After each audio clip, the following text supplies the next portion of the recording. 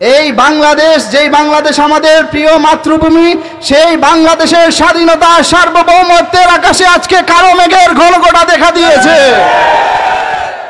আমরা দেখতে পেয়েছি যে ইন্টারিম সরকার এদেশের মানুষের ম্যান্ডেট নিয়ে ক্ষমতায় বসেছিল, সেই ইন্টারিম সরকার ক্ষমতায় বসার পর একটি নির্দিষ্ট দেশের দালালে পরিণত হয়েছে।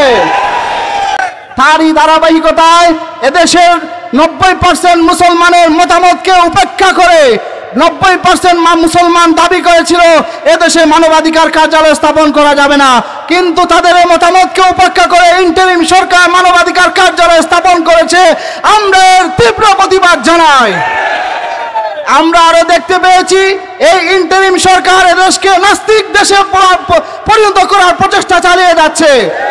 তারই প্রচেষ্টা হিসেবে আমরা দেখতে পাই এদেশে মুসলমানদের জন্য কোনো আর্থিক সহায়তা নাই, কিন্তু ট্রান্সজেন্ডারের জন্য আর্থিক সহায়তা রয়েছে। এদেশে মুসলমানদের দান নেই, আলিম ওলামাদের দান নেই, কিন্তু পতিতাদের এদেশে সরকার দান দিচ্ছে। আমরা আজকের এই প্রতিবাদ সমাবেশে সকল কিছুর প্রতিবাদ জানাই এবং শেষে একটি কথাই বলতে চাই, আগুন নিয়ে আপনারা আর খেলবেন না, এদেশের আলিম ওলামাদের নিয়ে আর খেলবেন না, এদেশের মুসলমানদের রক্ত নিয়ে আর খেলবেন না। আমরা শাহজালাল উত্তরসূরি, আমরা রক্ত দিয়ে গোসল করতে জানি।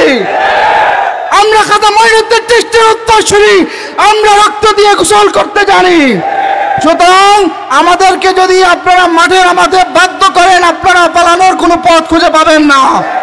মাইলস্টোন কলেজে এই ঘটনায় আমরা সুস্পষ্ট বলতে চাই, এটা যদি কোনো ষড়যন্ত্র হয়ে থাকে আপনারা এই সুস্পষ্ট তথ্য খুঁজে বের করবেন, যারা অপরাধী রয়েছে তাদেরকে খুঁজে বের করে শাস্তির আওতায় আনবেন।